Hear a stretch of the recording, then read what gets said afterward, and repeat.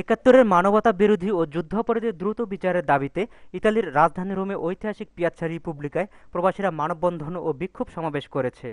ইউরোপের বিভিন্ন দেশে একই দাবিতে মানববন্ধন হলেও রোমের সমাবেশ ছিল সর্ববৃহৎ। ইতালির বিভিন্ন প্রভিন্স ছাড়াও ইউরোপের বিভিন্ন দেশ থেকে ইতালি আওয়ামী লীগ আয়োজিত মানববন্ধনে প্রবাসীরা অংশগ্রহণ করে।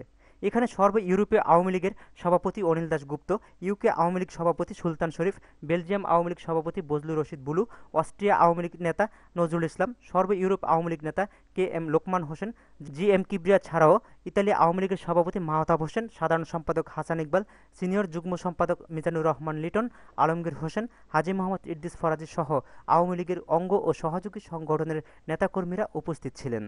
এই মানববন্ধনে রোমের বিপুল সংখ্যক গৃহবধূও অংশগ্রহণ করেন।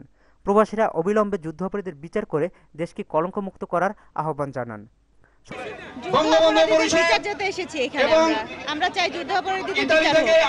যুদ্ধাপরাধীদের বিচারের জন্য আমরা এখানে এসেছি।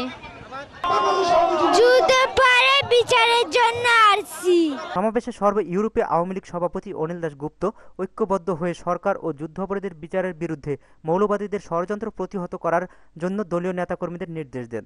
আমরা চাই যত তাড়াতাড়ি সম্ভব যুদ্ধ অপরাধীদের বিচার আপনি সম্পন্ন করুন।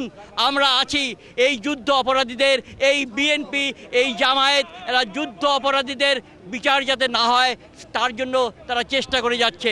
আমরা কিছুতেই তা মানব না। এর আগে রোম ছাড়াও মিলানো, আনকুনা, নাপোলি, ভিসেন্সা সহ বিভিন্ন প্রভিন্স থেকে মিছিল সহকারে দলীয় নেতাকর্মীরা রিপুবলিকা চত্বরে এসে জড়ো হয়। Shaon Ahmed, Bangla TV news, Rome, Italy.